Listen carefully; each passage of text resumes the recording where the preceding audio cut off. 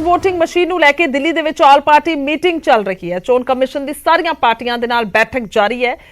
Constitution club ਦੇ ਵਿੱਚ ਇਹ ਬੈਠਕ ਹੋ ਰਹੀ ਹੈ, ਮੀਟਿੰਗ ਹੋ ਰਹੀ ਹੈ। ਮੀਟਿੰਗ ਦੇ ਵਿੱਚ ਦੱਸੀ ਕਿ ਤਕਨੀਕੀ ਮਾਹਿਰ ਵੀ ਸ਼ਾਮਲ ਕੀਤੇ ਗਏ ਨੇ।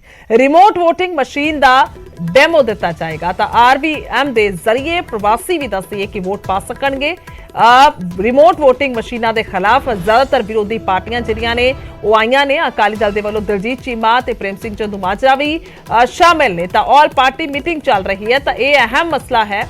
ਵੋਟਿੰਗ ਨੂੰ ਲੈ ਕੇ ਹਮੇਸ਼ਾ ਤੋਂ ਕਿੰਤੂ ਪਰੰਤੂ ਉੱਠਦਾ ਰਿਹਾ ਹੈ। ਵੱਖੋ-ਵੱਖ ਪਾਰਟੀਆਂ ਖਾਸ ਤੌਰ ਤੇ ਕਾਂਗਰਸ ਪਾਰਟੀ ਜਿਹੜੀ ਹੈ ਉਹ ਹਮੇਸ਼ਾ ਇਸ ਨੂੰ ਲੈ ਕੇ ਸਵਾਲ ਚੁੱਕਦੀ ਰਹੀ ਹੈ। ਹਾਲਾਂਕਿ ਉਹ ਮਸਲਾ ਸੀ EVM ਮਸ਼ੀਨਾਂ ਦਾ, ਤਾਂ ਇਹ ਰਿਮੋਟ ਵੋਟਿੰਗ ਮਸ਼ੀਨ ਹੈ ਜਿਸ ਨੂੰ ਲੈ ਕੇ ਇਹ ਦਿੱਲੀ ਦੇ ਵਿੱਚ ਆਲ ਪਾਰਟੀ ਮੀਟਿੰਗ ਚੱਲ ਰਹੀ ਹੈ। ਚੋਣ ਕਮਿਸ਼ਨ ਦੀ ਸਾਰੀਆਂ ਪਾਰਟੀਆਂ ਦੇ ਨਾਲ ਬੈਠਕ ਇਹ ਚੱਲ ਰਹੀ ਹੈ ਔਰ ਮੀਟਿੰਗ ਦੇ ਵਿੱਚ ਦੱਸੀ ਕਿ ਤਕਨੀਕੀ ਮਾਹਿਰ ਵੀ, ਕਿਉਂਕਿ ਸਭ ਤੋਂ ਵੱਡਾ ਅਹਿਮ ਉਹਨਾਂ ਦਾ ਹੀ ਤਰਕ ਰਹੇਗਾ ਕਿ ਉਹ ਕੀ ਕਹਿੰਦੇ ਨੇ, ਉਹਨਾਂ ਦਾ ਇਸ ਬਾਰੇ ਕੀ ਕਹਿਣਾ ਹੈ।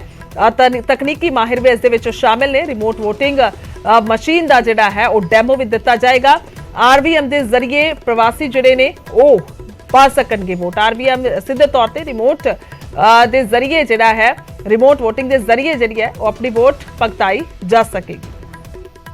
भारत चुनाव आयोग की तरफ से आज राजनीतिक दलों जो मान्यता प्राप्त हैं उनकी एक महत्वपूर्ण मीटिंग बुलाई गई है और उसका जो सब्जेक्ट है वो सीधे तौर पर रिमोट वोटिंग मशीन पर जो मान्यता प्राप्त 8 राष्ट्रीय स्तर की पार्टियां हैं या 57 राज्य स्तर की पार्टियां हैं उनके साथ आज परामर्श किया जा रहा है। ये इसलिए भी महत्वपूर्ण है क्योंकि हिंदुस्तान में तमाम लोग अपने अपने राज्यों से बाहर जाते हैं, काम करने के लिए जाते हैं, शिक्षा हासिल करने के लिए जाते हैं, रोज़गार के लिए जाते हैं, नौकरी करने के लिए जाते हैं।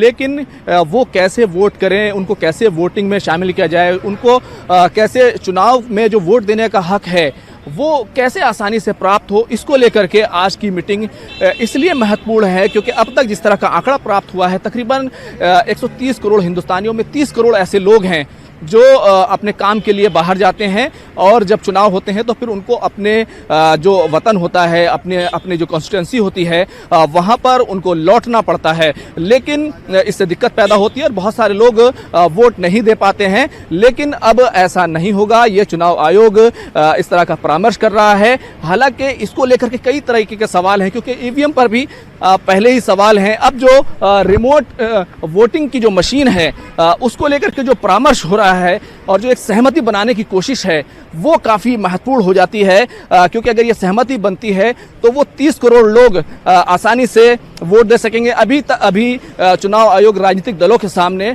एक डेमो देगा, वहाँ पर प्रेजेंटेशन देगा किस तरीके से इसमें पारदर्शिता है और किस तरीके से ये मशीन काम करेगी। तो इन तमाम सवालों के जवाब जो है वो एक तरीके से इलेक्शन कमीशन देगा और उसके बाद जो राजनीतिक दल हैं वो अपने अपने ऐतराज़ रख सकते हैं, अपने सवाल रख सकते हैं।